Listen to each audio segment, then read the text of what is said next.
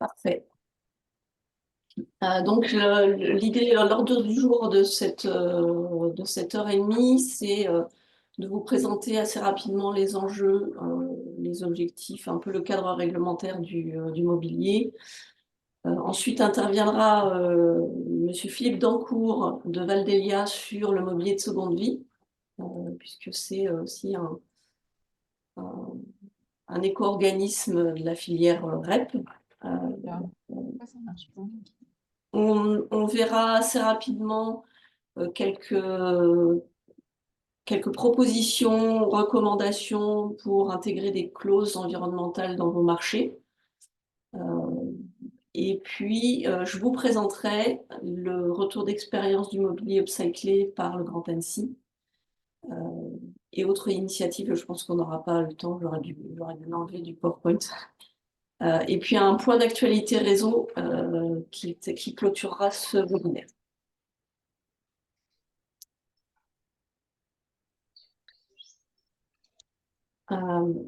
Donc, en termes d'enjeux, comme je vous le disais hein, au tout début, on va parler essentiellement des meubles, donc meubles à poser, encastrés, qui servent à ranger, suspendre, à se coucher, à s'asseoir, à travailler, à manger. Voilà, ça c'est le cadre du sujet qu'on va traiter aujourd'hui. Quelques chiffres clés que je vous ai indiqués dans ce PowerPoint. 9,5 milliards d'euros de meubles neufs vendus par an, donc un volume important. 2 millions de tonnes jetées en France en 2021. Ça, c'est le chiffre 2021. Ce sont des chiffres hein, qui sont issus des observatoires et aussi des chiffres de l'ADEME. Donc, vous trouverez les références sur une page ressources. Dans ces meubles, dans la partie qui est fin de vie de ce mobilier, seulement 4% sont réemployés, réutilisés. Donc on voit bien qu'il y a un vrai enjeu à travailler sur cette autre façon de consommer, d'acheter du mobilier de bureau notamment, entre autres. Alors, les impacts, les enjeux environnementaux du mobilier, les impacts, c'est sur l'ensemble du cycle de vie, avec un impact peut-être plus prononcé sur la partie production et aussi un peu fin de vie. Mais la partie production dans l'étape de fabrication qui a un impact important sur euh, l'utilisation du matériau qu'on utilise. Donc, bien souvent, on a du mobilier avec issu des forêts, donc impact sur la déforestation, la perte de biodiversité et d'autres impacts que je n'ai pas cités ici, dus notamment à une gestion forestière non durable, des pollutions chimiques liées à l'usinage des pièces plastiques métalliques, à la production de tout ce qui est colle, peinture, vernis qui sont utilisés sur ce type de produits par exemple les tables ou chaises ou autres. Les émissions de CO2 lors de la production, de la fabrication des meubles et évidemment plus généralement, plus globalement, on va dire l'épuisement des ressources puisqu'on va aller piocher dans les métaux, le bois, etc.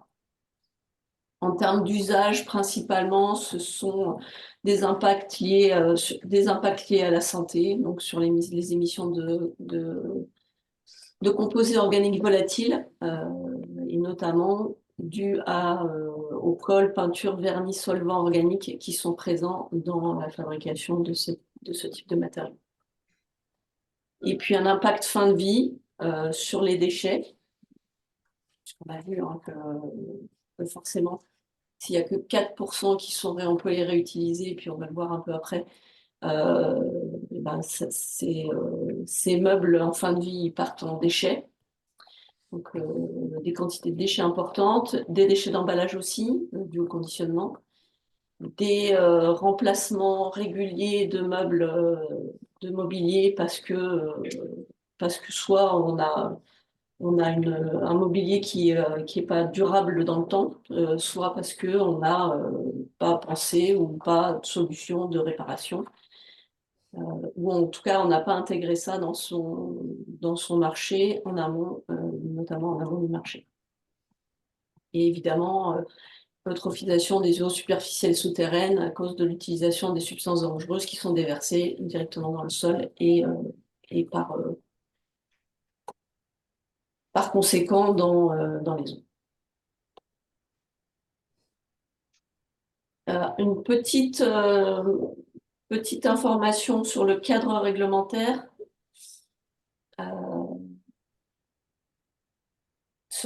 Pardon, je vais un peu vite. Cadre réglementaire, donc évidemment, vous avez bien tous en tête, je pense, l'article 58 de la loi AGEC, avec ce pourcentage de 20%, cette proportion de 20% de mobilier neuf acquis annuellement qui doit être issu du réemploi ou de la réutilisation. Je vous ai cité aussi le dernier arrêté du 20, c'est pas le 29, c'est, je sais pas pourquoi j'ai mis 21 février. Si, c'est le 29 février, pardon, je pensais à l'arrêté du 21 février, mais l'arrêté du 29 février qui précise la liste des produits, donc qui est tout récent, hein, qui est sorti il y a pas très longtemps, où là vous retrouvez les tables, donc table de cantine, bureaux, chaises, assises, commodes, armoires, etc. Donc je vais pas tout lister. Il y a un lien évidemment vers cet arrêté, vous pouvez aller le consulter si ce n'est pas déjà fait. Sont concernés aussi lampes, lampadaires, moquettes, éléments de décoration, les rideaux aussi qui rentrent dans ce cadre, dans cette liste de produits. Donc c'est mobilier et ameublement. Vous avez aussi la REP, responsabilité élargie des producteurs sur le mobilier ou tout ce qui est lié aux déchets d'éléments d'ameublement. Donc, comme je vous disais tout à l'heure, on a 3 éco-organismes qui sont identifiés, Comaison, Valdelia, Valobat. Donc, on aura Valdelia qui va intervenir juste après, que j'ai pas vu encore dans la liste. Il est présent, mais j'espère qu'il est bien là. Si Monsieur Dancourt, vous êtes là, faites-moi signe. Voilà, faites-nous signe. Des objectifs chiffrés en 2024 avec un taux de collecte et un objectif d'avoir des déchets d'éléments d'ameublement séparément des autres déchets avec un taux de 45% en 2024. Un taux de recyclage global de 51% en 2024 et un taux de valorisation de 90% en 2024. Vous trouvez tous ces chiffres sur le site que je vous ai indiqué ici. Donc des objectifs ambitieux qui se renforcent au fur et à mesure des réglementations et notamment dans le cadre du dernier décret de la loi AGEC, avec des obligations qui se renforcent jusqu'en 2030, de 2024 à 2030. Il y a aussi dans l'arrêté du 29 février une mention à la donation, donc avec un arrêté qui fixe la valeur forfaitaire qui permet la comptabilisation des dons, avec un site, c'est-à-dire que si vous voulez que ça soit comptabilisé, il faut que ce don il soit mis en ligne sur la plateforme du ministère. Donc vous avez l'adresse ici. Donc un site de don des biens immobiliers où vous trouvez quelques mobiliers que vous pouvez mettre à disposition des organismes de l'État ou des collectivités territoriales, qui permet aussi de comptabiliser les dons qui sont effectués dans le cadre de la loi AGEC.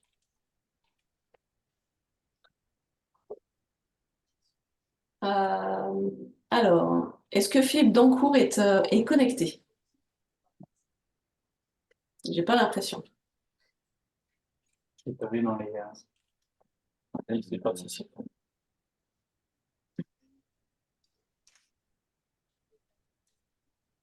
Alors, ce moment-là, si je vais essayer de lui passer un petit coup de fil. On reprend juste après. Ouais.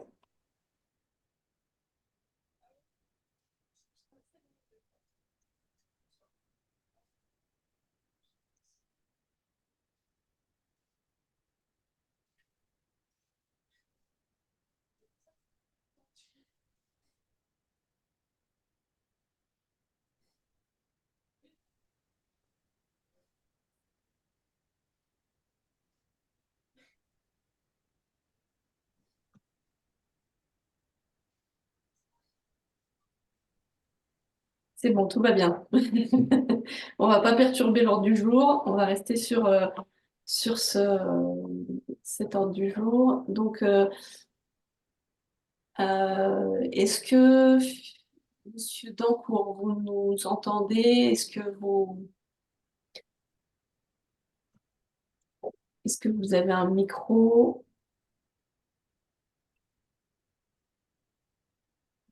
Non, il n'est plus connecté? Je ne vois pas. Alors, désolé pour ce contretemps.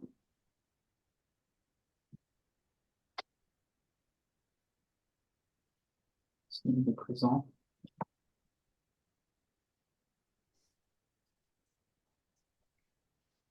Euh,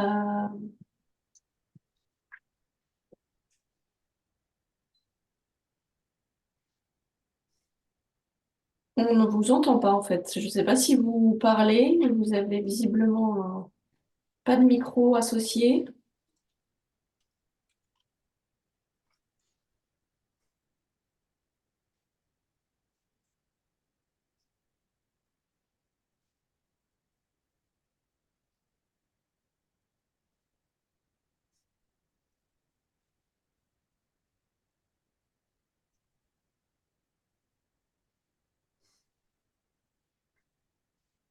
Parce que l'écoute, peut-être, mais ça ne change rien. Non, je pense que j'ai l'impression qu'il n'y a même pas On ne voit pas votre micro micro. identifié. Est-ce qu'il y a un téléphone peut-être? Bon, désolé de ce contretemps.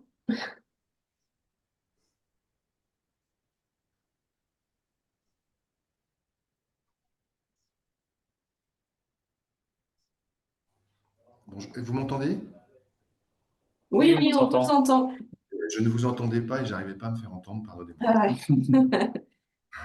Parfait, merci d'être présent. Voilà, j'étais justement sur votre intervention en introduisant un peu la partie mobilier sur les enjeux et on a fait un petit tour de l'aspect réglementaire, notamment dans le cadre de la loi AGEC. Est-ce que, du coup, je libère l'écran? Vous avez peut-être quelques slides à partager? Alors oui, je suis en train de regarder comment vous les partagez, bien sûr. Alors, sur la partie. Sinon, de toute façon, je vous enverrai la slide, mais je suis en train de chercher. Alors, vous avez un petit carré en bas, normalement, de votre écran, avec une flèche vers le haut. Alors, je cherche à discuter. C'est marqué partager l'écran. Évidemment, c'est suffisamment grand pour qu'on voit. Alors, maintenant, on reste plus qu'à trouver la fenêtre. Voilà. Donc, normalement, je ne sais pas si vous voyez. Ça arrive. Parfait. D'accord. Ok, je vais essayer de mettre en plein écran. Voilà. Oups là. Donc, on avait quelques... Bonjour déjà, pardonnez-moi du retard et de ces manipulations. Donc, je représente donc Valdelia, éco-organisme agréé depuis 10 ans pour les déchets d'éléments d'ameublement. Donc, nous sommes là pour garantir et proposer des solutions de seconde vie à vos éléments d'ameublement. Donc, on travaille avec des réseaux de partenaires et le service est financé à 100% par l'éco-contribution. C'est-à-dire que vous utilisiez ou pas notre service, vous le payez en achetant du mobilier neuf. Les entreprises qui achètent du mobilier neuf payent en pied de facture depuis 10 ans une éco-contribution. Cette éco-contribution nous est versée par vos fournisseurs. Et avec ce budget, on se doit de mettre en place des solutions pour proposer différents types de seconde vie aux éléments d'ameublement qui sortent de vos sites. On propose majoritairement 4 types de seconde vie à ce jour. L'idée principale étant de capter la matière pour les réinjecter dans les process de fabrication, d'éviter de faire de l'enfouissement, d'éviter de faire de l'incinération et dans le pire des cas, de faire du recyclage matière. Mais également, on fait aussi 3 types de seconde vie qui permettent de ne pas traiter que la matière.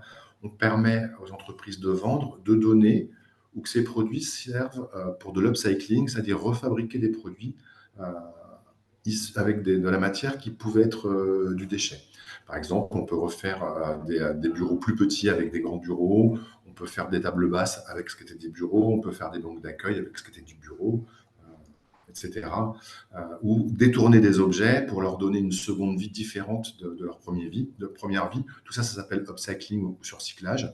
Ça représente en gros 10% de l'activité de Valdelia. Sur 100 000 tonnes collectées, 10 000 sont en occasion réemploi ou upcycling et 90 en recyclage. C'est lié au fait que les produits sont en mauvais état ou s'ils sont évacués, c'est qu'ils ont peu d'intérêt pour les personnes qui les évacuent et pour ceux qui cherchent des produits.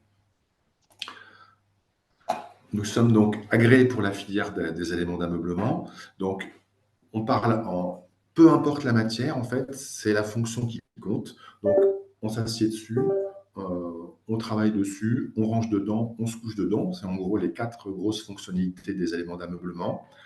On touche tout un tas de secteurs d'activité, le secteur tertiaire, tourisme, hébergement, retail, santé, collectivité, également la démolition, le scolaire, etc.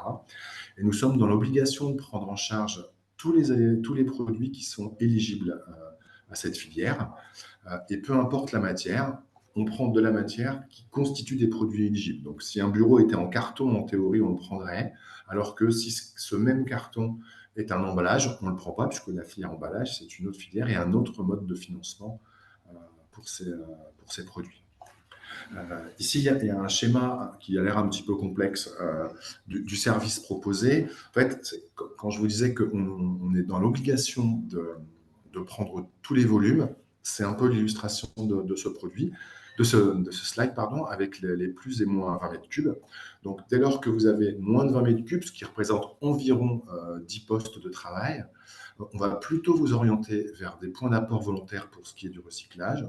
Et dès lors que vous avez 10 postes de travail et plus, sans limite haute, on va être en capacité de venir chercher à l'adresse où se trouvent les produits, sachant que rien n'empêche, même si vous avez des quantités importantes, de pouvoir apporter sur des centres de traitement. De même, lorsque vous avez des petites quantités, là on parle bien de 20 mètres cubes avec un apport pour du recyclage. S'il y a une structure associative qui est intéressée par, je sais pas, 5 ou 10 chaises qui ne représentent pas les 20 mètres cubes, on peut quand même faire de la collecte à l'adresse. Donc, ça, c'est plus ou moins 20 mètres cubes. Ce sont des seuils de sollicitation de service du recyclage. Et ensuite, lorsqu'il y a moins de 20 mètres cubes, il suffit d'interagir avec un conseil technique de Valdelia pour trouver des solutions. Et il y a même des possibilités, donc, comme je vous l'ai expliqué, de collecte sur site pour des petites quantités, dès lors qu'il y aura de la réutilisation.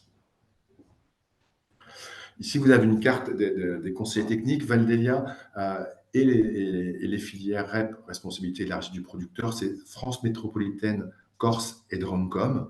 Donc, nous sommes 11 conseillers techniques plus une dans les Drumcom. Donc, ce sont les interlocuteurs locaux pour pouvoir intervenir sur les sites, aller visiter, etc. Mais vous pouvez solliciter n'importe lequel de ces conseillers techniques. Ils seront en capacité de vous expliquer et de vous présenter les services qui sont implémentés de façon identique sur l'intégralité du territoire. La personne en charge de Auvergne-Rhône-Alpes s'appelle Benjamin Gorski. Il est en arrêt là jusqu'à mi-mars, mais il va pas tarder à revenir. Voilà. Donc c'est pour ça que c'est moi aujourd'hui qui fais cette présentation. Mais en appelant n'importe lequel des conseillers techniques, vous avez les réponses à vos questions par rapport aux services proposés par Valdelia. Donc, ce que je vous disais tout à l'heure hein, sur la partie recyclage, on a des objectifs de la part des pouvoirs publics. En fait, nous sommes une entreprise privée avec des obligations d'utilité publique. On se doit de collecter les produits, on se doit de capter la matière pour les réinjecter dans les process de fabrication, de façon à éviter d'utiliser de la matière première inutile, alors qu'on pourrait l'avoir à partir des déchets. Donc, on a un objectif de recyclage à 75% des produits que l'on collecte. On est plutôt à hauteur de 80%. Donc, on va au-delà des objectifs qui nous sont fixés par les pouvoirs publics sur la partie de recyclage. Ça, c'est une présentation du service de Valdelia. Le fait que ce soit simple, effectivement, on nous sollicite et ensuite, on s'occupe de vous mettre en place les services. Tout est pris en charge. La seule chose qui reste à la charge du détenteur des déchets, c'est la main-d'œuvre de manutention de la pièce jusqu'au pied d'immeuble, puisque le reste, on fournit la mise à disposition du contenant, le transport, le traitement et la traçabilité. La traçabilité, c'est un maître mot, c'est une autre des obligations que l'on peut avoir sur ces prestations de services. On se doit absolument de donner la traçabilité sur tout ce qu'on fait. Donc, quels que soient les 4 issues utilisées, on peut sur certaines opérations utiliser les 4 services possibles, la vente, le don, l'upcycling ou le recyclage. Il y a de la traçabilité sur l'ensemble des services. On nous sollicite sur des mètres cubes, on rend de la traçabilité sur du tonnage. Voilà. Et donc, chaque demande d'utilisation du service, il n'y a pas de commande puisqu'on ne facture rien, il y a juste une saisie de la demande de service dans notre système d'information. Pour cette demande, on vous accompagne, mais c'est la seule démarche pour utiliser le service Valdelia. Chaque entreprise, qu'elle soit privée ou publique, a le droit à l'utilisation de ce service. Il n'y a pas de prorata, hein, ce sont les entreprises qui achètent du mobilier qui financent les entreprises qui en évacuent. Donc il n'y a pas de prorata, il n'y a pas besoin d'acheter pour évacuer. Voilà, l'obligation, c'est payer l'éco-contribution quand on achète du produit neuf et on a le droit à l'évacuation des produits, même si on n'a absolument rien acheté. Là, c'est un petit schéma de temporalité, puisqu'en fait, en termes de réactivité, pour ce qui est du recyclage, du lundi au vendredi, pour toute demande avant midi, sur 48 heures, on est capable d'intervenir. Il faut un petit peu plus de temps pour pouvoir faire de la réutilisation, puisqu'en fait, on n'oblige pas les structures partenaires à collecter. Donc, il faut qu'on leur propose le gisement et qu'elles se positionnent. Ça veut dire quelques photos, une idée de quantitatif, etc. Alors que pour ce qui concerne le recyclage, c'est une mobilisation de volume. Donc, il vaut mieux avoir 2 ou 3 semaines devant nous pour pouvoir maximiser la réutilisation, alors que 48-72 heures sont suffisantes pour la partie recyclage.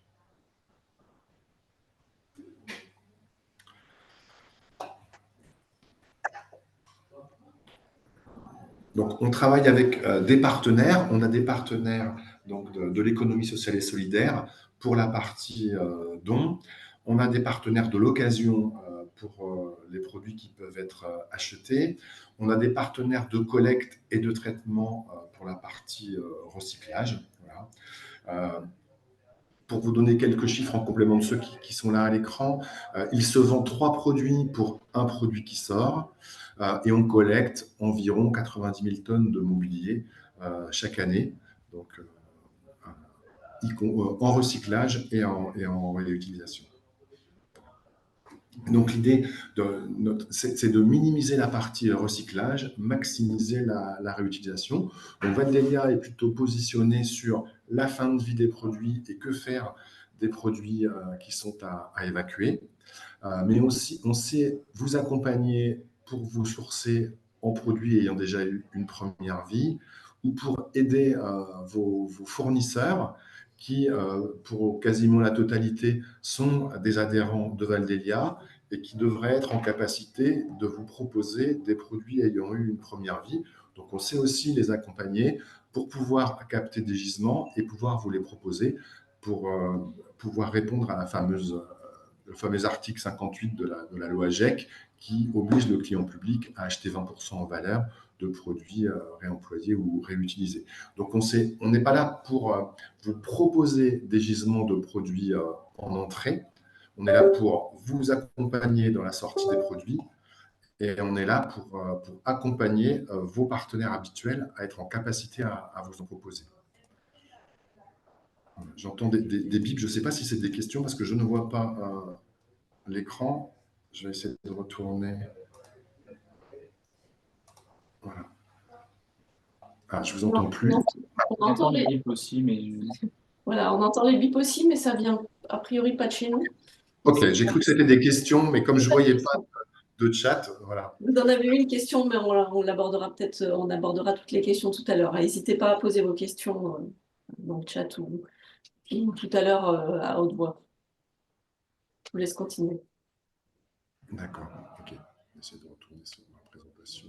Allez, voilà. Ok. Donc, bon, moi, j'ai à peu près déroulé le service. Hein. Je vous dis donc, voilà, maintenant, je peux tout à fait répondre aux questions s'il y en a. Je peux parler plus précisément sur un point ou un autre qui mériterait d'être éclairci ou épaissi. Là, j'ai essayé de présenter une vue globale des services proposés par Valdelia. Je ne sais pas s'il y a quelques questions par rapport à ces sujets, si vous vouliez que j'aborde d'autres par rapport à ça. Il y a une question pour l'instant.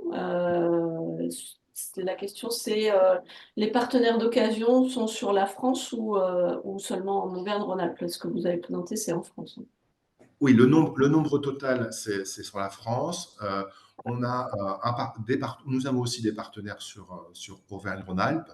Il y a aussi des partenaires dans les régions limitrophes qui sont en capacité de venir chercher le gisement sur votre région. Voilà. L'idée, c'est qu'on essaye de faire du circulaire, donc de rester sur des périmètres proches pour le bilan carbone, parce que ça n'a pas de sens de transporter des produits d'un côté de la France à l'autre. Voilà. Donc, il y a des acteurs locaux et il y a des acteurs dans les régions très proches qui peuvent intervenir sur ces sujets. Et, une autre question là, qui va arriver, répondez-vous à des marchés publics, par exemple sur un lot spécifique pour un déménagement? Alors, on ne répond pas à des marchés, qu'ils soient publics ou privés, parce qu'en fait, pour un déménagement, c'est plutôt souvent des réponses de manutention. Or, la manutention n'est pas éligible à l'éco-contribution. Elle reste à la charge du détenteur du déchet. Donc, ce sont des prestataires de déménagement ou de curage. Et dans ce cas-là, on peut faire partie d'une offre globale parce que votre prestataire de manutention va dans son offre intégrer le service Valdelia, vous dire voilà, vous n'allez avoir qu'un seul interlocuteur, je vais vous faire la main-d'œuvre et je vais solliciter Valdelia pour la mise à disposition des contenants transport, traitement ou traçabilité, où vous pouvez prendre en direct l'échange avec Valdelia et demander au prestataire de manutention de ne faire que la manute et de remplir les contenants que vous nous avez commandés.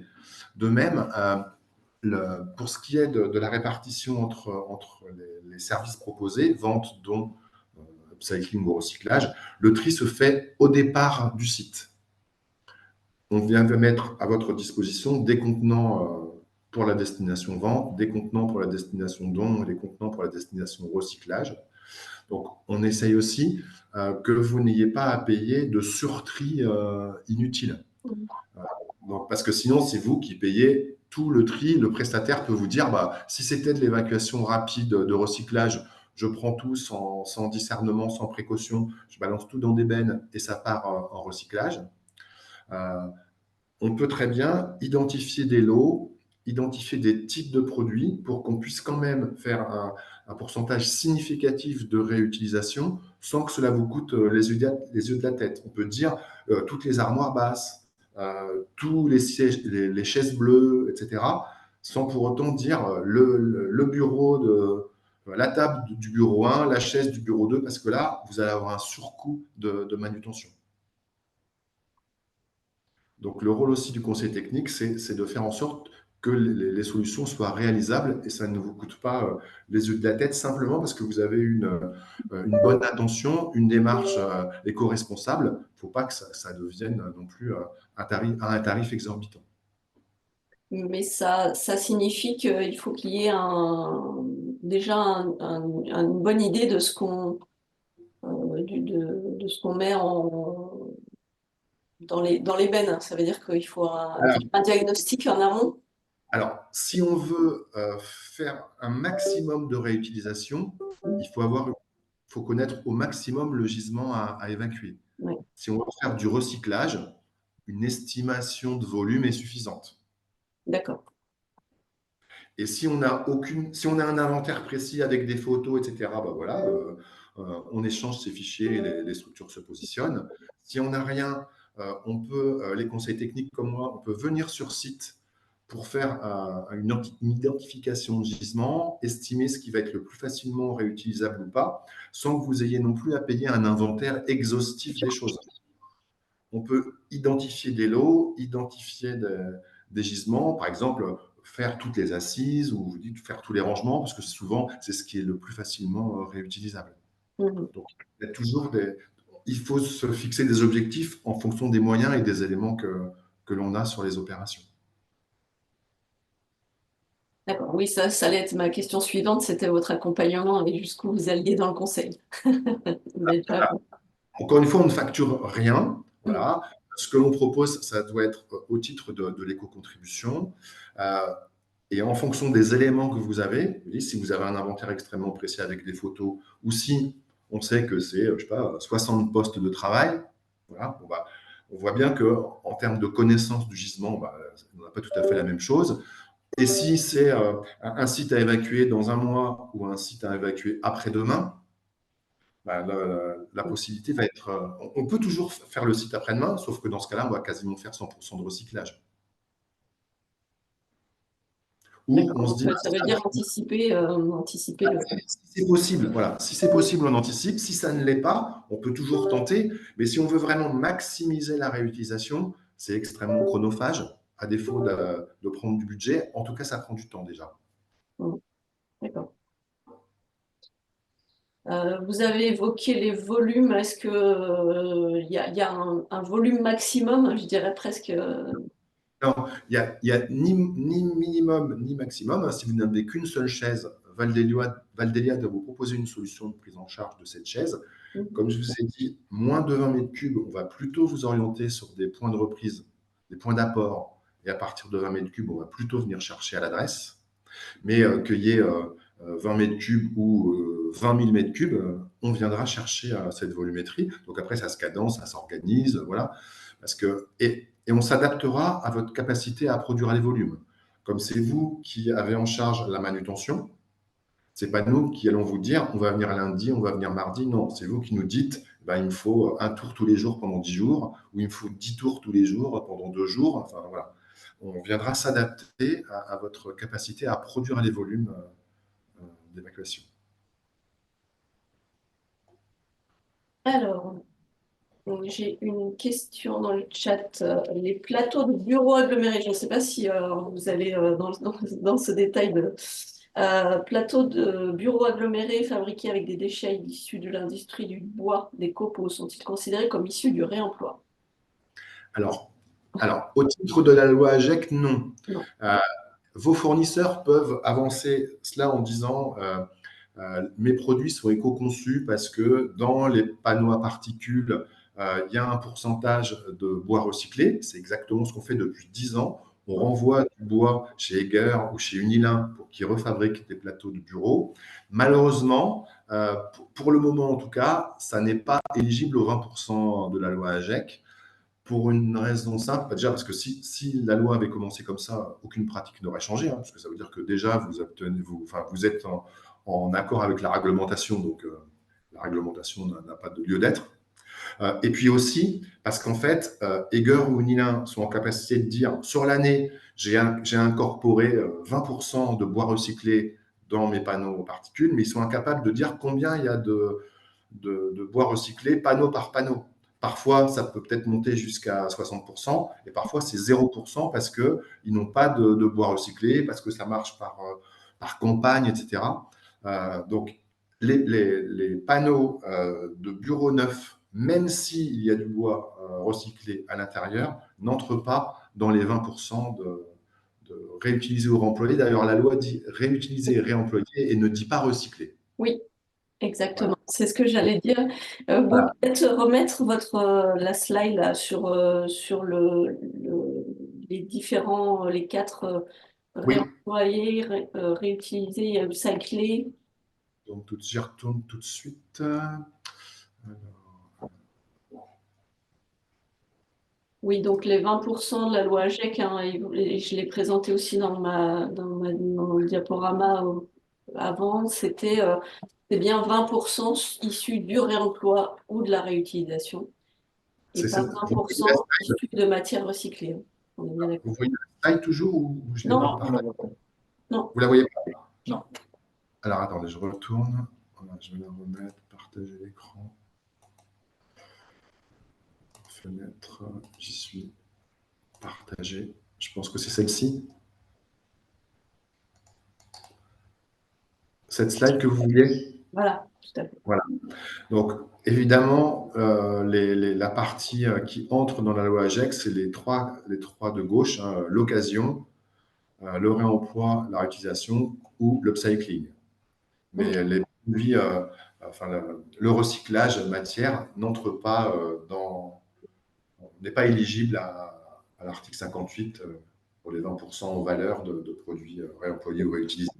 Pas aujourd'hui en tout cas.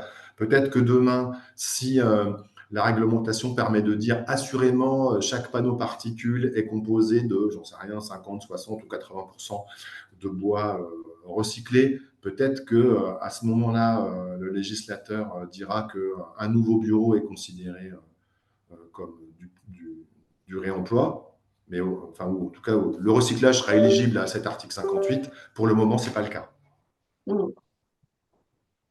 Donc, il faut que soit ça soit un produit d'occasion, soit un produit, enfin, occasion. Enfin, là, la différence entre occasion, réemploi, réutilisation, c'est d'un côté, le produit est acheté ou est enlevé gratuitement et sera revendu sur le marché de l'occasion.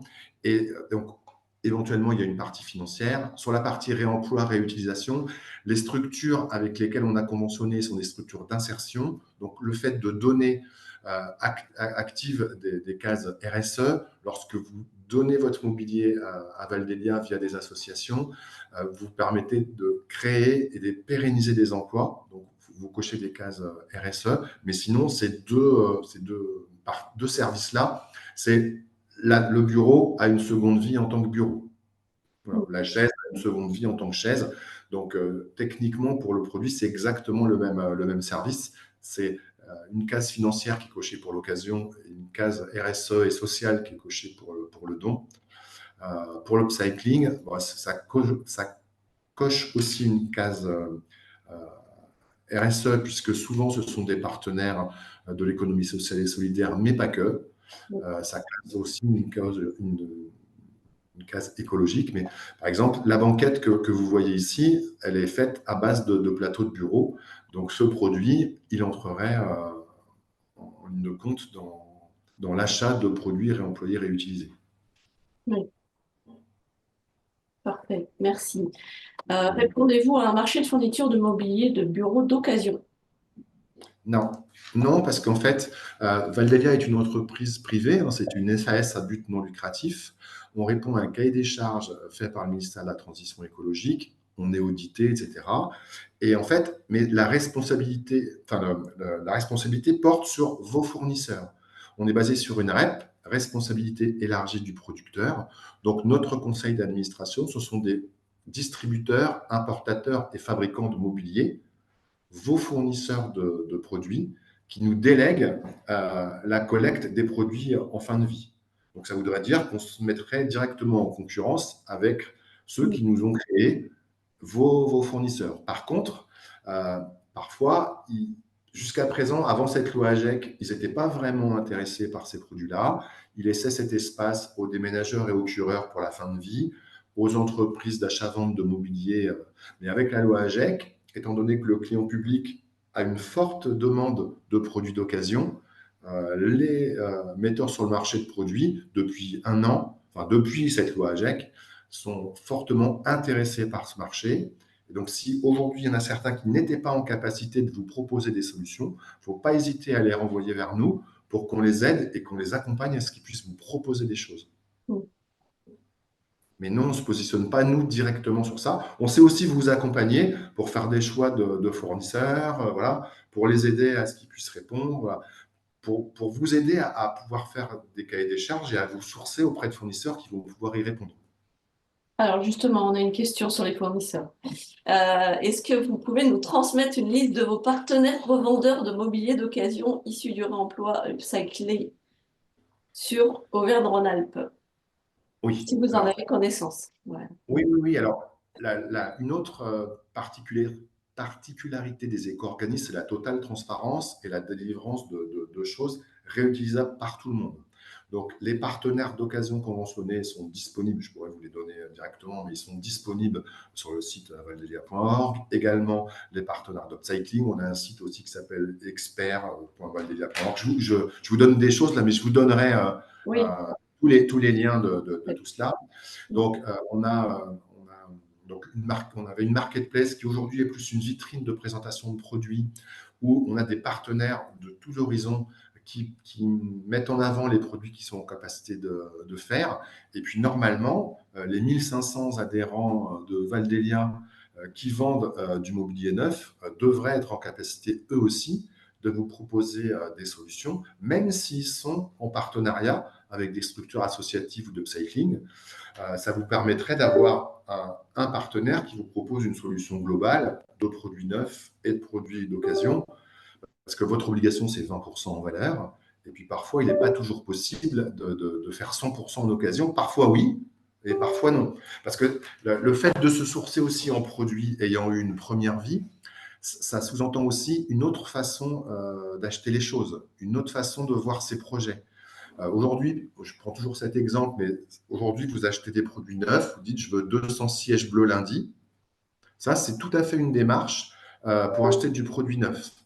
Pour acheter du produit ayant une première vie, ben, soit c'est pas bleu, soit c'est pas tous bleus, soit c'est pas 200, soit c'est pas lundi. Parce que, alors peut-être que 200, ça, une fois, on va y arriver, mais si c'était 200 par semaine, ça, c'est pas possible. C'est pas comme ça, en fait, que ça fonctionne. Soit il faut accepter qu'ils ne soient pas tous de la même couleur, soit si vous voulez vraiment tous des bleus, il faut accepter qu'il y a un délai d'approvisionnement des produits. Et puis surtout, s'il les faut dans un mois, peut-être que les 200, moi, je vais les avoir 20 par 20 en 10 fois. Qui stocke en attendant, où ça se passe. Enfin, voilà. Il y a des adaptations à ces produits d'occasion, voilà, à ces achats de produits d'occasion.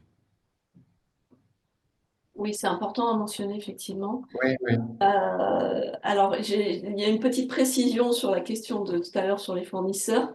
La précision, c'est intéressé pour répondre au marché public. Alors, j'imagine derrière que vous avez, en tant qu'acheteur public, peut-être des difficultés à obtenir des réponses ou à trouver des fournisseurs qui sont prêts à répondre à des marchés publics. J'imagine que c'est ça derrière. Vous pouvez préciser à l'oral, hein, je crois que vous avez accès à votre micro. Hein. Vous avez juste à connecter votre micro et Il y a un an ou deux. discuter. Oui. Est-ce que vous avez vu des évolutions sur les 2 dernières années là, en termes de fournisseurs? Monsieur Dancourt? Ah, pardon, j'attendais, je croyais que c'était une précision à la question. Alors, le marché public, répondre à des marchés publics, c'est un vrai métier. Hein. Et il y en a qui se sentent en capacité de le faire, il y en a qui font quasiment que ça, et d'autres qui ne veulent pas le faire parce qu'ils ne sont pas en capacité de répondre à un appel d'offres public ou qui ont parfois l'impression, à tort ou à raison, qu'ils vont y répondre X fois et qu'ils ne vont pas avoir qu'ils n'auront jamais le marché. Voilà. Mais simplement parce que c'est souvent parce qu'ils n'y répondent pas correctement. Hein. Voilà. Donc, il y en a qui ont plus d'appétence que d'autres à y répondre. Après, il est vrai que les structures, c'est pour ça que j'essaye de répondre, j'essaye de répondre clairement à toutes vos questions et quand même de dire à chaque fois que la solution la plus simple, c'est quand même peut-être de passer par les adhérents, les fournisseurs habituels, parce qu'ils ont des commerciaux, des bureaux d'études, des gens à capacité à répondre à des dossiers, ils sont en capacité de faire des accords de partenariat avec des structures d'upcycling ou des structures associatives qui ont des gisements de mobilier d'occasion. Mais en tout cas, eux, ils sont en capacité à répondre à vos appels d'offres. Oui, bonjour. Vous m'entendez ou pas? Oui, Oui. je vous entends. Oui, Xavier Bout, ville de Saint-Étienne, 7e métropole. En fait, il y a 1 an ou 2, j'ai eu beaucoup de mal. J'ai voulu faire intégrer dans mon marché un lot reconditionné, mais c'était très compliqué de trouver des fournisseurs qui étaient intéressés ou, je rejoins ce que vous disiez tout à l'heure, en capacité de répondre au marché public. Aujourd'hui, je vois des choses qui se débloquent. J'ai été contacté par des entreprises qui le font de la région parisienne. Mais ma question, elle est sur Auvergne-Rhône-Alpes, des structures qui sont à la fois intéressées, mais aussi surtout en capacité. Surtout quand on monte des marchés de 1 à 4 ans. Alors, il y a 2 ans, je pense que la loi AGEC n'obligeait pas le client public à acheter 20%, donc vous allez être On avait de l'avance. un des précurseurs sur ces demandes-là. Les entreprises des metteurs sur le marché de produits ne s'intéressaient pas plus que ça à ce marché. Pour eux, ils voyaient ça comme un marché concurrent et comme un marché qui leur empêchait de vendre des produits neufs qu'ils estimaient être leur métier. Voilà. Depuis cette loi AGEC, 20% du marché va être un marché réemployé, réutilisé. Donc, ça veut dire que soit ils restent sur leur posture et ils perdent 20% de leur chiffre d'affaires, soit ils s'y mettent. Donc, depuis 2 ans, il y a beaucoup plus d'entreprises qui se sont intéressées à se sourcer en produits d'occasion pour être en capacité de le proposer. Depuis 1 an, les fabricants de produits nous sollicitent sans arrêt pour capter leurs propres produits, pour proposer des produits occasion by Steelcase, by Eurocite, by Cedus, etc., EOL, j'en passe et des meilleurs. Donc, chacun d'entre eux essaye de capter son propre gisement pour pouvoir les proposer. Donc, c'est vrai qu'il y a 2 ans, c'était très compliqué. Aujourd'hui, la complication, elle reste pour ceux qui ne savent pas répondre à un marché public. Par contre, il y a beaucoup plus d'entreprises qui sont intéressées par pouvoir proposer des produits d'occasion. Mm. Clairement, oui. Mais clairement, oui. Mais moi, c'est vrai que ça fait 2 ans. Enfin, depuis que la loi AGEC, moi, j'ai beaucoup démarché mes fournisseurs classiques de mobilier pour qu'ils se mettent dans cette démarche-là. Ça reste quand même compliqué. Et l'autre complication qu'on a par rapport au marché public, c'est aussi d'avoir, on a un bordereau de prix qui est fixe pour un marché d'un an renouvelable 3 fois, d'avoir une pérennité ou une gamme de produits qui rentre dans le bordereau. Alors ça, oui, ça, mais c'est pas lié à vos fournisseurs. Hein. C'est ce que je disais tout à l'heure. C'est une autre facette de l'achat de produits d'occasion versus le produit neuf. Lorsque vous achetez un produit neuf, vous pouvez dire je veux 200 sièges le lundi. Vous pouvez dire aussi je veux que ce prix soit maintenu pendant 5 ans, que le produit ait ces caractéristiques-là, etc. Alors que sur le marché de l'occasion, on n'a aucune idée si dans 3 ans, on va être encore en capacité de trouver des produits qui vont répondre à votre demande. Et c'est une grosse difficulté qu'on a avec les règles des marchés publics. Ah, mais je dis pas que c'est simple, mais ce que je dis, c'est qu'à un moment, bon, il y a une réglementation qui tombe, tout le monde la prend sur la tête et on doit se débrouiller pour pouvoir réussir à y répondre. Et c'est vrai que les premières années, c'est compliqué, mais c'est vrai qu'on ne peut pas acheter du produit d'occasion, en tout cas aujourd'hui, comme on achetait comme on achète du produit neuf. Après, nous, éco-organisme, on essaye aussi de permettre de faciliter les choses et de permettre à vos fournisseurs, malgré tout, d'être en capacité de le faire. Donc, par exemple, on a des services de matériothèque où, en fait, on met à disposition des produits pour qu'ils puissent être captés et proposés. Mais jusqu'à présent, il y avait peu de sorties de produits, donc du coup, il y avait peu d'entrées. Mais aujourd'hui, vos fournisseurs, les fabricants de mobilier, nos adhérents, on nous demande de plus en plus de capter du gisement de produits. C'est pour pouvoir être en capacité de plus en plus à vous les proposer également. Donc, il y a un décalage entre ce que la réglementation impose dès son premier jour et la capacité à le réaliser. C'est ça. Mais c'est vrai que, par exemple, s'engager à proposer la même chaise dans 5 ans que celle qu'on vous propose aujourd'hui, je comprends que vos fournisseurs hésitent à le faire. Après, ils peuvent toujours dire, je lance la pièce, on verra quand elle retombera. Mais en se disant, bon, de toute façon, on en trouvera toujours. C'est quand même un gros pari. Normalement, oui, on va toujours en trouver, hein, mais Et je finirai là-dessus, c'est que justement, nous, notre intérêt, c'est que les entreprises classiques du mobilier s'y mettent dessus, parce qu'on va attribuer un marché dans le cadre d'un BPU, et c'est le cas. puis dans un cadre de catalogue ou de prix débattu, on viendra sur du mobilier de seconde vie. Mais un lot spécifique mobilier de seconde vie, c'est compliqué. Voilà, c'est terminé. Ah oui, oui, non, c'est clairement compliqué. Et puis c'est vrai que euh, euh, c'est compliqué pour toutes les raisons qu'on a pu évoquer, hein, parce que, un, il faut pouvoir se les sourcer, deux, il faut pouvoir les stocker, il faut qu'ils soient disponibles au jour où vous en avez besoin, dans les quantités, dans les coloris, dans les modèles où vous en avez besoin. Donc, il y a des compromis à trouver, malgré tout, enfin, à tous les niveaux, mais je comprends que vous ayez besoin d'avoir un bordereau de prix, des engagements et une certaine garantie. Euh, et à l'inverse, il faut que vos fournisseurs soient en capacité de répondre aux engagements qu'ils vont prendre avec vous. Et tout le monde est en train d'apprendre comment faire sur les mobiliers d'occasion, parce que, mine de rien, 20% en valeur sur un client public qui représente 50% de la commande française, d'un coup, on parle de volumes colossaux, mine de rien. Oui, puis, Avant, on parlait de tout petits volumes et finalement, il y avait suffisamment de gisements pour y répondre bon an, mal an. Là, maintenant, on parle quand même enfin, le client public n'est pas un petit client, c'est 50% de la commande globale. oui, oui, on sait bien. Oui, merci, merci effectivement pour ces éclairages très intéressants. Je pense que voilà, ça va aider. On voit bien qu'il y a une structuration aussi qui est en train de se mettre en place. Je vous propose de poursuivre. Merci beaucoup, Monsieur Dancourt. Je vous en prie, avec plaisir. Donc, je vous Si enverrai vous pouvez, les différents liens. voilà Voilà. les liens, si vous pouvez les mettre dans le chat. De toute façon, on fera un compte rendu. Vous aurez accès aux présentations et on mettra tout ça dans le compte rendu. Voilà, et n'hésitez pas à me solliciter s'il y a des besoins d'accompagnement sur des projets plus précisément. Merci. Merci à vous. Merci beaucoup.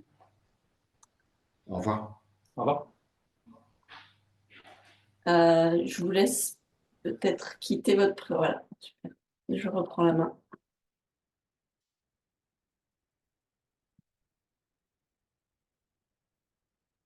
Alors, on n'en était pas là.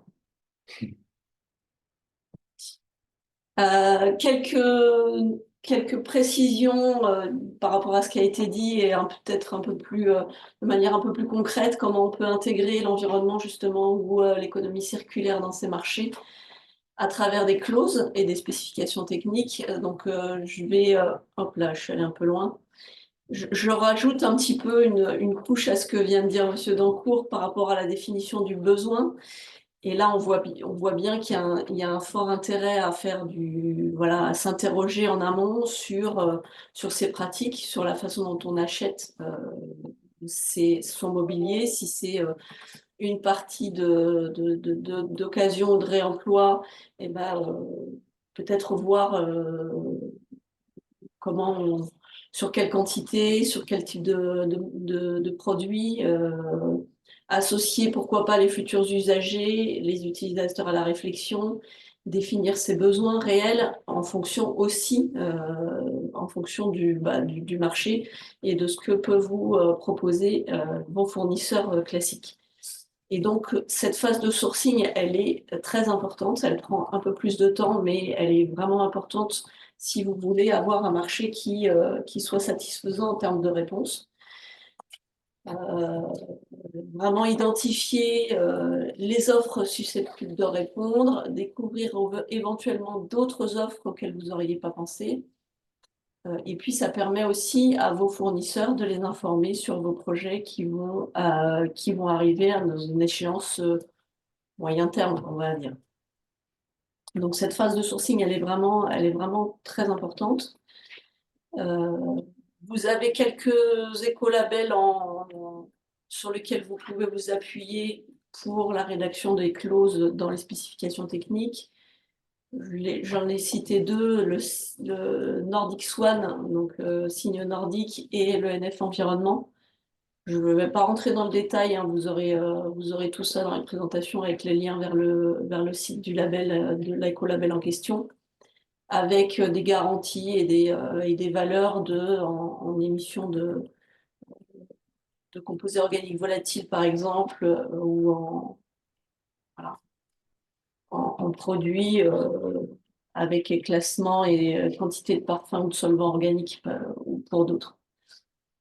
Ce qui vous permet d'après, quand vous rentrez un petit peu plus dans le détail des critères des écolabels, ce qui vous permet de piocher quelques éléments que vous pourrez inscrire directement dans votre cahier des charges. Donc là, je vous ai cité quelques exemples que vous pouvez intégrer. Ces exemples, vous les retrouvez dans le guide qu'on a édité il y a peu de temps, là, qu'on a sorti il y a peu de temps, le guide commande publique durable et transition écologique. Donc là, c'est exiger des bureaux certifiés E0, c'est-à-dire avec zéro émission de formaldéhyde et de composés organiques volatiles, privilégier un mobilier fabriqué avec des matériaux biosourcés. Donc c'est pas que concentré sur des matériaux réemployés et réutilisés, hein, ça va au-delà aussi.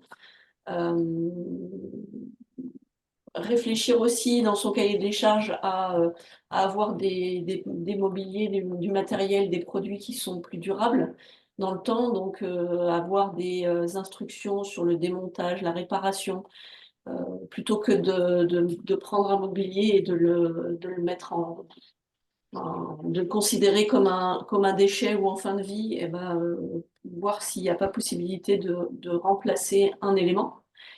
Et c'est vrai pour d'autres marchés, hein, mais c'est vrai que c'est une façon d'alerter aussi le fournisseur sur sa capacité à répondre à ce marché.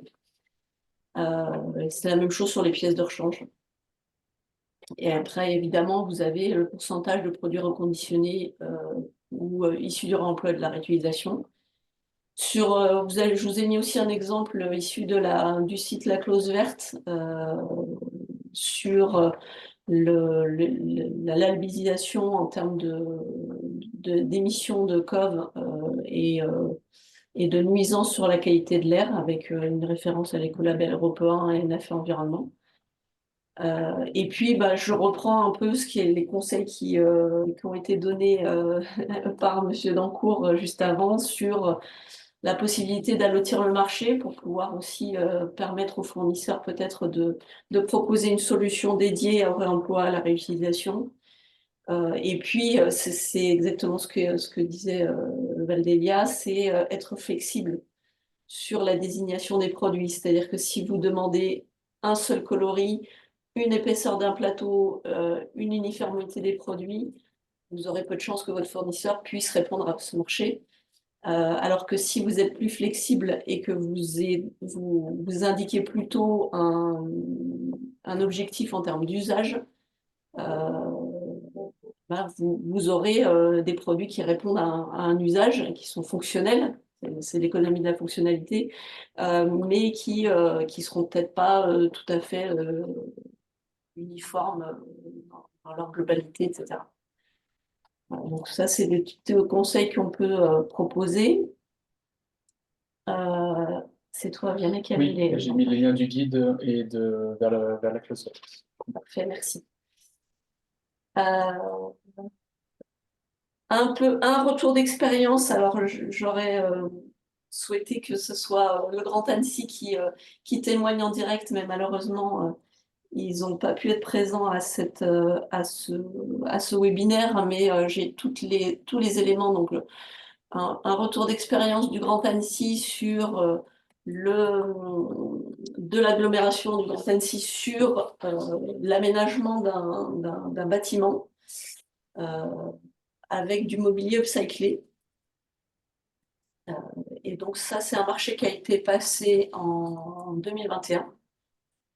Donc avec déjà quelques petites années d'expérience, qui a eu le trophée de la commande publique, qui a reçu le coup de cœur des trophées de la commande publique en 2022. Donc vous avez peut-être déjà vu passer dans les communications.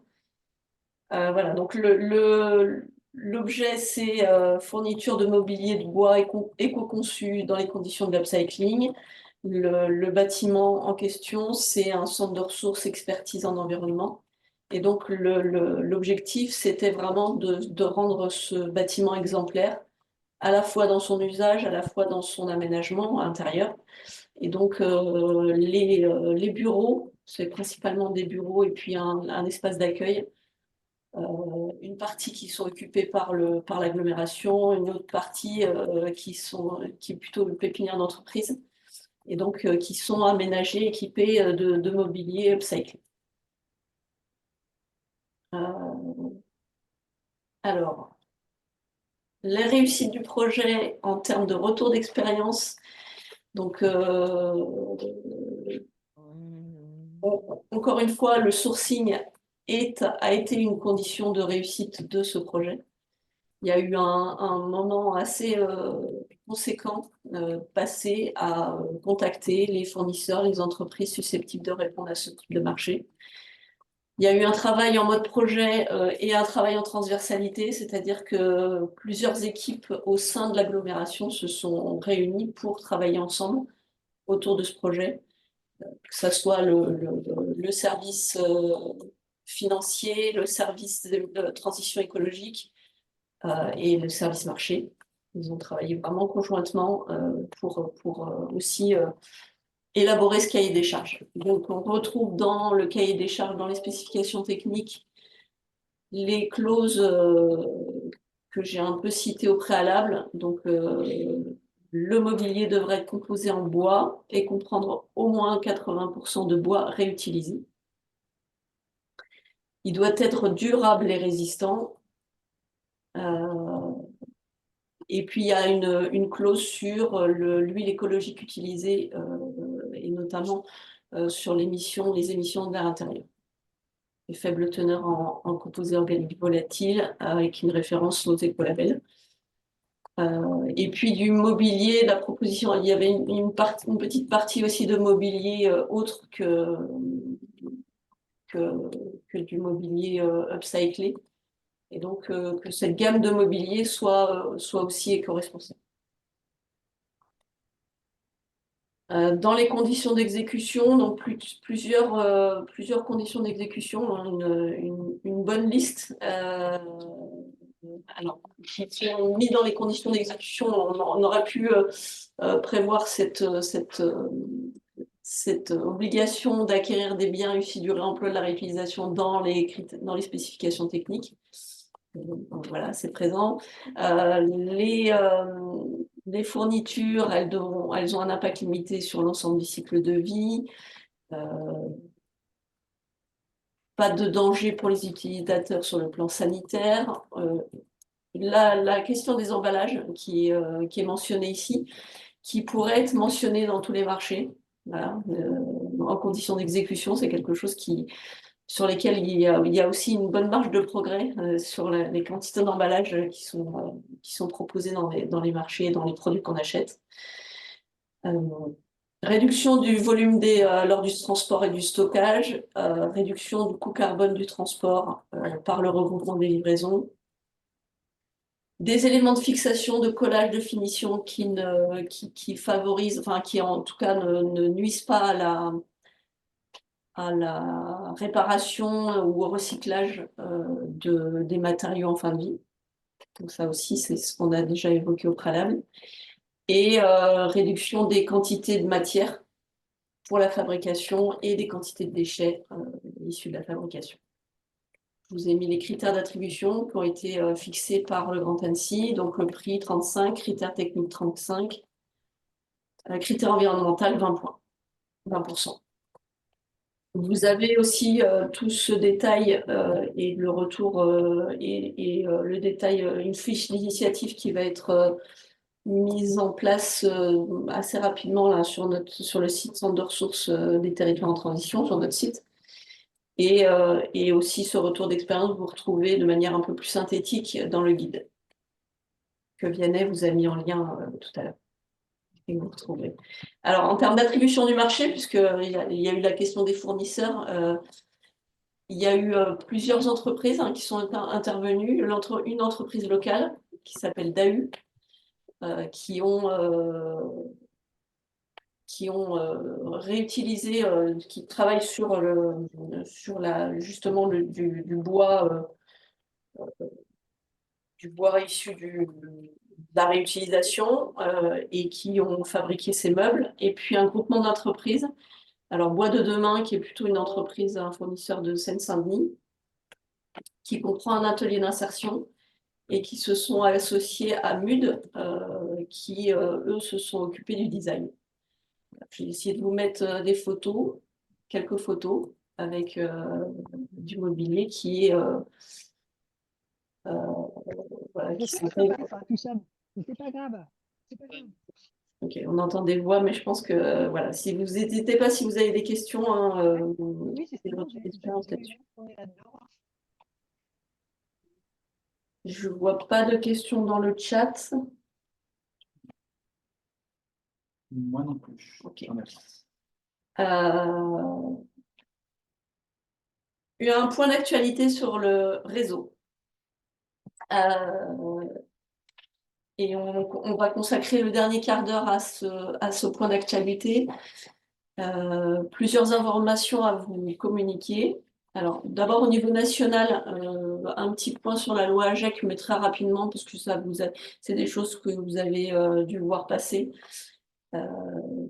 Et notamment le dernier décret du 21 février 2024 qui annule les codes CPV, mais qui définit plutôt 17 grandes catégories de produits, avec un objectif complété par un taux spécifique au remploi, ce qui fait qu'on a deux taux maintenant spécifiques, matière recyclée et réemploi.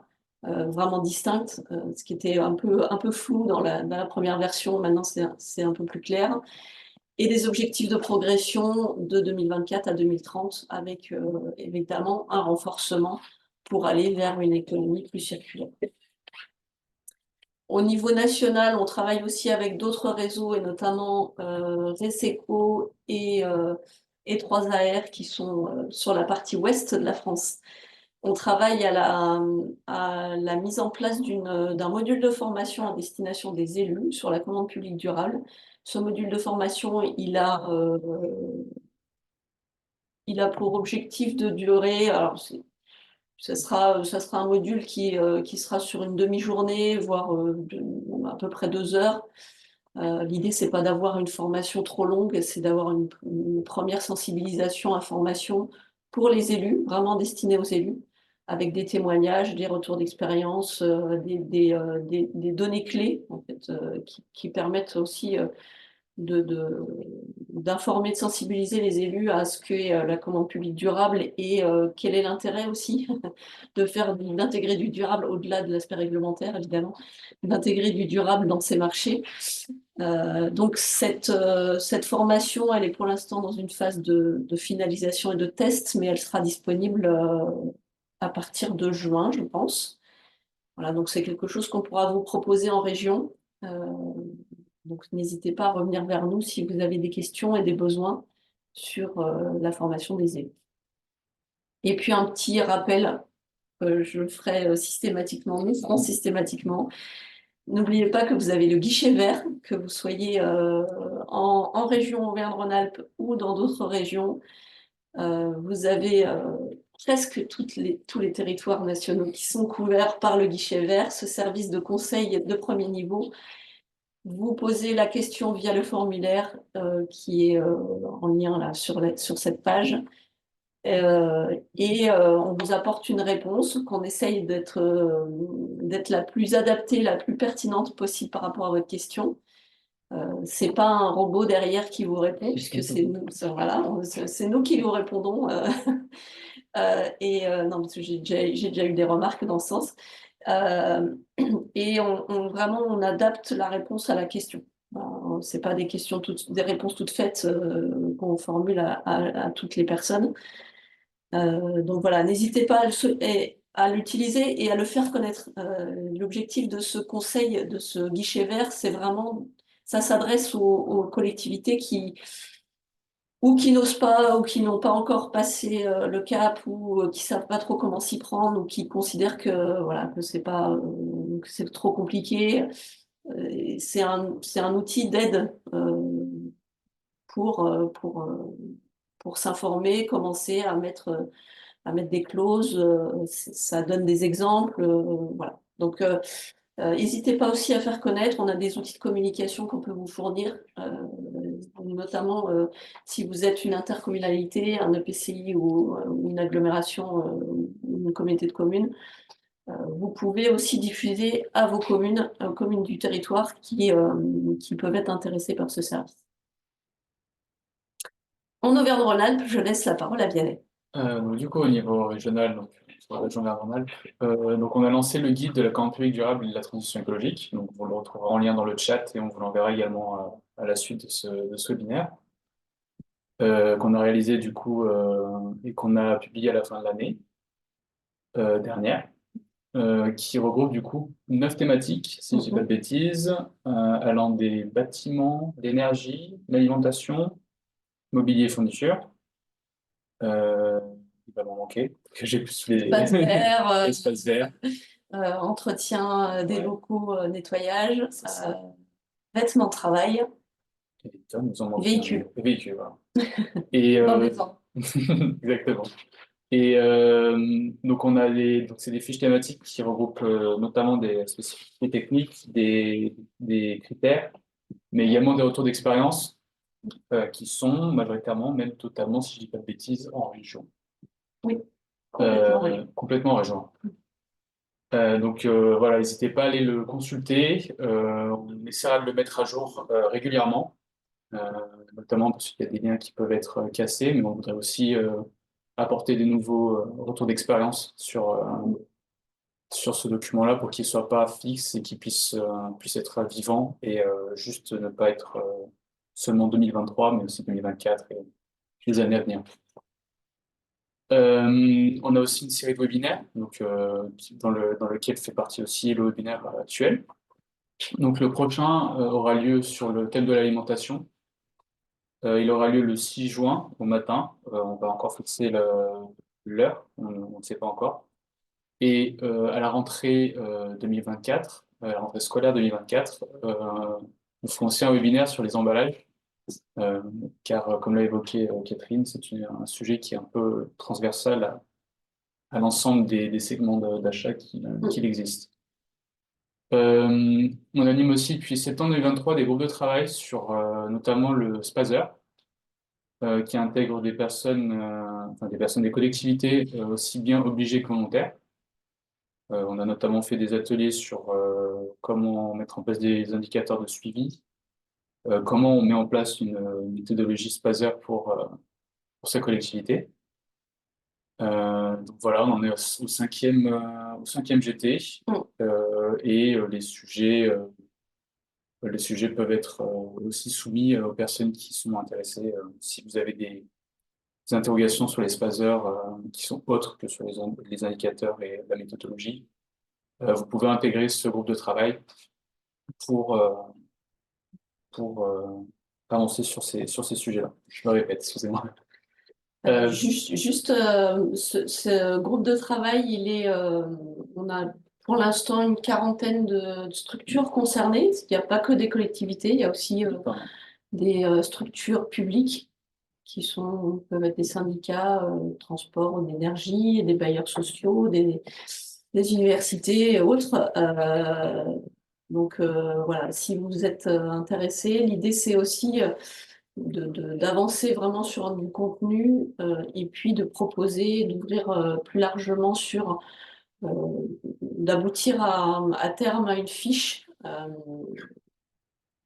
plutôt sur la méthodologie, la façon dont on s'y prend et plutôt qualitative sur ce qui se passe en région et comment ça se déroule en région, comment mettre en place une stratégie, quels sont les atouts et éventuellement les freins et inconvénients. Et voilà, donc c'est pas seulement pour les obligés, mais aussi pour les structures qui souhaitent s'engager dans une stratégie d'achat durable. C'est pour les compléments. On a également du coup le groupe régional sur la plateforme Rapide, que je pense que la majorité d'entre vous connaissent. Vous l'aurez aussi en lien juste après ce webinaire. J'invite les personnes à intégrer ce groupe de travail, le groupe régional, pardon, en nous envoyant une demande, c'est nous qui validons derrière. Les personnes échangent sur des questions qu'elles peuvent avoir soit des marchés bien précis, soit sur des thèmes plus généraux. Il faut savoir que on l'a peut-être pas dit assez, mais que ce groupe de travail, cette plateforme a une section qui est la section RAID, donc qui correspond à notre réseau régional.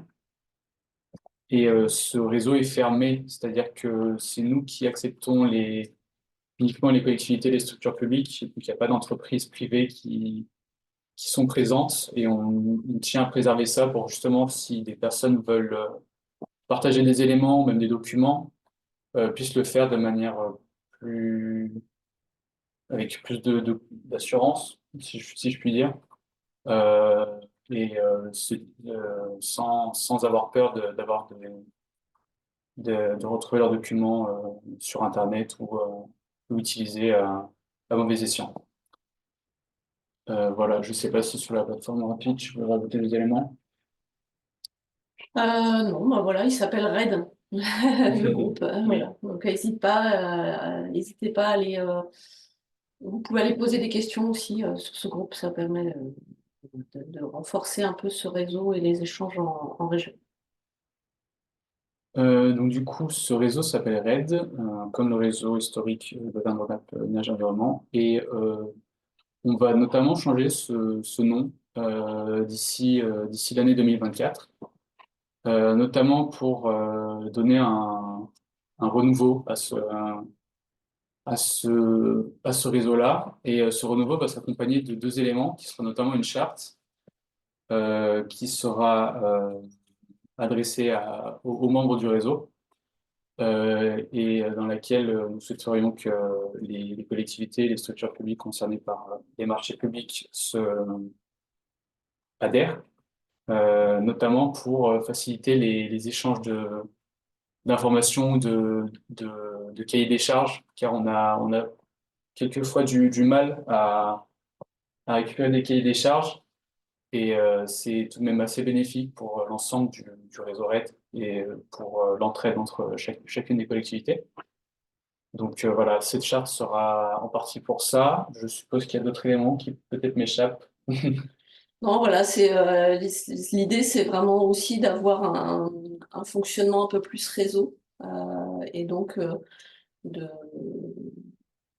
c'est une charte de fonctionnement utilisateur, en gros, voilà, du bon fonctionnement d'un réseau, c'est-à-dire que ce que vous pouvez attendre de nous en tant qu'animateur de ce réseau, et puis ce que vous pouvez attendre aussi, ce que nous, on peut attendre de vous, ou les autres utilisateurs plutôt peuvent attendre aussi les uns des autres. dans le sens où l'idée, c'est vraiment de renforcer ce partage d'expérience et cette remontée aussi de connaissances, parce qu'il y a voilà, différents niveaux d'avancée et de connaissances en région, et donc on aimerait mutualiser tout ça. Et donc, du coup, la deuxième partie, c'est la journée de rencontre qui aura lieu en novembre 2024. Donc, c'est une journée de rencontre qu'on veut organiser autour du coup de la commande publique durable et à destination du réseau régional RED actuel.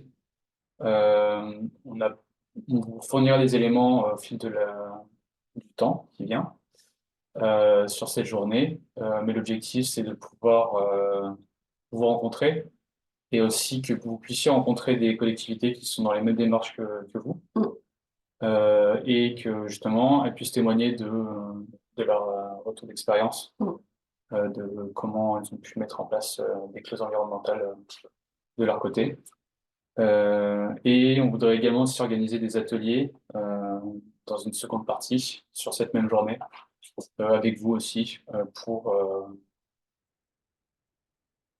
rendre un peu plus Bah, disons que l'objectif, c'est vraiment de travailler sur des thématiques de manière un peu plus approfondie que faire des webinaires descendants. Et donc, et à peu près au même titre qu'on organise les groupes de travail Spazer, là, l'idée, ça commencerait avec cette journée de rencontre. On pourrait initier des groupes de travail sur différentes thématiques. Ça peut être le mobilier, ça peut être les vêtements de travail. Je sais qu'il y a beaucoup de questions sur ce segment d'achat. Ça peut être sur l'énergie. Voilà. Après, on peut imaginer. On vous avait déjà interrogé sur un premier webinaire qu'on a réalisé en fin d'année dernière. fin d'année, ouais.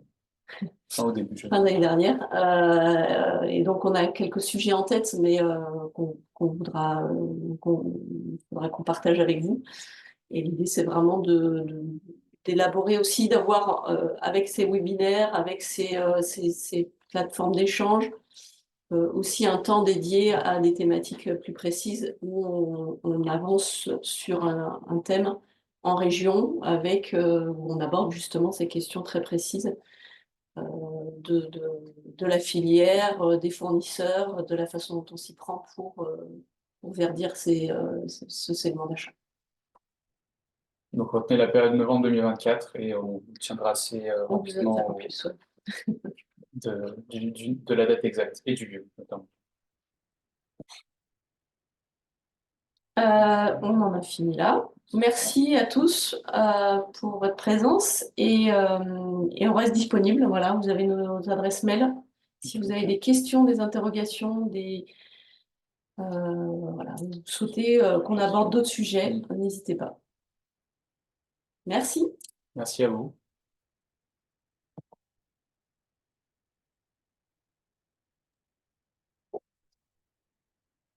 Bonne journée.